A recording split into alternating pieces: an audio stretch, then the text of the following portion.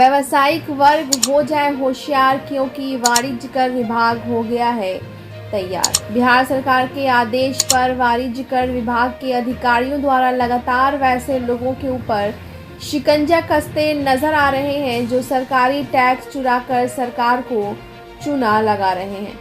विभाग के संयुक्त आयुक्त हरेंद्र कुमार मांझी का कहना है कि मैं टैक्स चोरी करने वाले व्यवसायियों को किसी भी कीमत पर छोड़ने नहीं जा रहा हूं, इसलिए वैसे लोग सतर्क हो जाएं।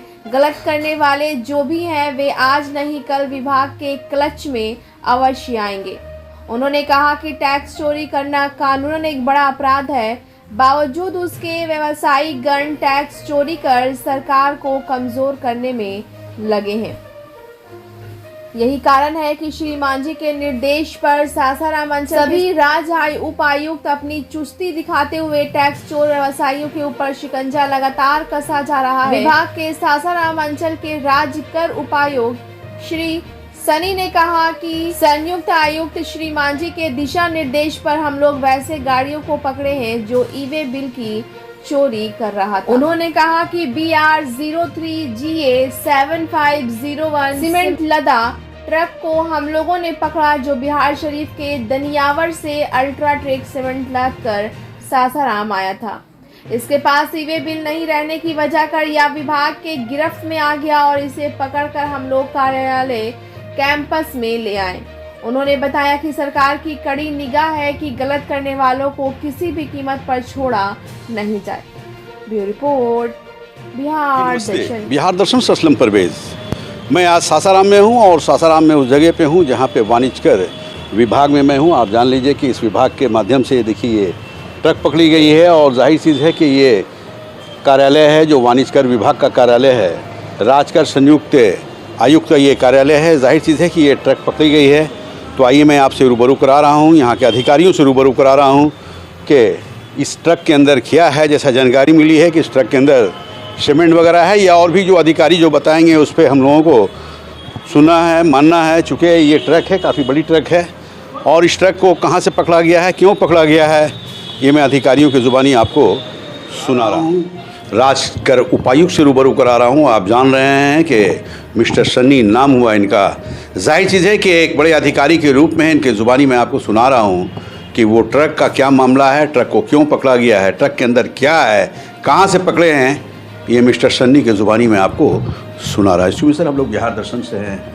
अभी सर मालूम हुआ है कि कई अचीव आप लोग प्राप्त किए हैं, ट्रक वगैरह को पकड़े हैं, कई ट्रकों को पकड़े हैं। अभी एक ट्रक मैं देखा आपके कार्यालय कैंपस में है। ऐसा है कि वाणिज्यकर विभाग के द्वारा पूरे बिहार में चलाए गए अभियान के तहत सासाराम अंचल के पदाधिकारियों द्वारा भी मोबाइल इंस्पेक्शन किया गया था 2 दिनों पहले, और उसी मोबाइल इंस्पेक्शन के दौरान हम लोगों को कुछ गाड़ियों का ऐसा पता चला, उन गाड़ियों में या तो माल कच्चे में जा रहा था, बिना कागज़ के जा रहा था, या फॉल्टी कागजात के साथ जा रहा था। एक ट्रक हम लोगों को मिला जो कि अल्ट्राटेक सीमेंट द्वारा कंपनी द्वारा भेजा गया ट्रक है, जो दनियावा से चल के सासाराम ही आ रहा था। परंतु 3 तारीख को चलने के बाद और 5 तारीख तक इनको पहुंच जाना था, कागजात इनके 5 तारीख तक के बने हुए थे, परंतु 7 तारीख 8 तारीख तक भी इस कागजात पे ही ये लोग ट्रक के साथ रोड पर खड़े मिले। जाहिर सी बात है कि इनके कागजात, जो कि GST की भाषा में हम लोग उसे ई-वे बिल कहते हैं, ई-वे बिल एक्सपायर कर चुका था, और उसी के मद्देनज़र हम लोगों ने इस ट्रक को पकड़ा है। और इसमें जो माल है वो सीमेंट है, और सीमेंट पर लगने वाली जो भी पेनल्टी है वो लगाकर फिर इस ट्रक को छोड़ दिया जाएगा। नियम यह कहता है कि जो भी माल है और उस पर जो भी टैक्स की देयता बनती है उसका 200% पेनल्टी लगाया जाएगा और लगाकर इसको फिर छोड़ दिया जाएगा। तो सर ये ट्रक कहाँ से बताया? ये ट्रक दनियावा से चलकर आ रहे थे। किधर है सर? दनियावा आपके बिहार शरीफ के साइड में है, वहाँ अल्ट्राटेक बिहार में ही है। और पटना अल्ट्राटेक सीमेंट जो है उनके द्वारा ये माल रिलीज़ किया गया था, और वो यहाँ सासाराम में आ रहे थे। यहाँ पे आने के सासाराम में डेस्टिनेशन पहुंचने के पहले ही वो ट्रक को हम लोगों ने पकड़ा। और चूँकि ई वे बिल एक्सपायर्ड था, इसीलिए ई वे बिल जो होता है ये इसमें तो काफ़ी बढ़ चढ़ कर लोग, वैसे लोग जो खासकर बिजनेसमैन हैं वो काफ़ी इस पे बढ़ चढ़ कर हिस्सा ले रहे हैं। लेना भी चाहिए। ई वे बिल बनाया गया है सरकार को सभी की सुविधा के लिए। ये ई वे बिल किसी के लिए कोई दिक्कत की बात नहीं है, ये उनके लिए एक सुविधा की बात है कि आप जब भी चलें तो कागज़ातों को आप ऑनलाइन तैयार कर सकते हैं और अधिकारी उसको ऑनलाइन चेक कर सकते हैं और फिर किसी को कोई परेशानी भी नहीं होगी अगर सब कुछ प्रॉपर है तो। ई वे बिल के लिए एक दिन में 100 किलोमीटर चलने तक का प्रावधान है। 100 किलोमीटर से हर 100 किलोमीटर पर एक दिन की वैलिडिटी दी जाती है। तो इतनी लंबी वैलिडिटी है भी कि किसी को कोई दिक्कत होनी नहीं चाहिए, आराम से आप इसको हैंडल कर सकते हैं।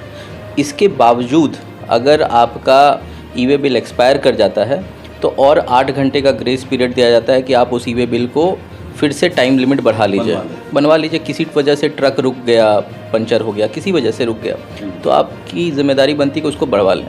परंतु इसके बावजूद अगर नियमों की इतनी अनदेखी की जाएगी कि एक ई वे बिल एक्सपायर्ड है और 8 घंटे भी बीत गए हैं और काफ़ी समय निकल गया है, फिर भी किसी को कोई मतलब नहीं है, तो ये समझा जाएगा कि ये जानबूझकर की गई गलती है और अकॉर्डिंगली फिर जो पेनल्टी लगती है, जैसा मैंने पहले बताया, वो लगाई जाएगी विभाग द्वारा और फिर जो भी ट्रक और उनके माल को छोड़ दिया जाएगा। देखिए, ये राजकर उपायुक्त मैंने बताया कि मिस्टर सन्नी नाम हुआ इनका। जैसा ये बता रहे हैं कि ई वे बिल जो है कहीं ना कहीं यहाँ के बिजनेसमैन ई वे बिल पे घपला करते हैं और जैसा ये बता रहे हैं कि ई वे बिल एक ऐसा है कि कानून के कटघरे में है। अगर वो सही नहीं पाया गया तो कहीं ना कहीं विभाग उसमें एक्शन लेने जा रही है और ये ट्रक भी जो पकड़ा गया है कहीं ना कहीं इसी रूप में है। जाहिर चीज़ है कि बिहार शरीफ का एक जगह है, वहीं से ये ट्रक सासाराम के लिए चला था, लेकिन ई वे बिल इसका एक्सपायर कर चुका है और एक्सपायर अगर होता है तो कहीं ना कहीं वो कानून के कटघरे में आ जाता है और उसी के तहत मिस्टर सन्नी, या अब ये कहा जाए कि ये जो उपायुक्त विभाग जो है ये उस ट्रक को पकड़ा है और पकड़ने के बाद अब जो प्रोसेस है इसका वो प्रोसेस को उसको लागू करते हुए उसे छोड़ा जाएगा।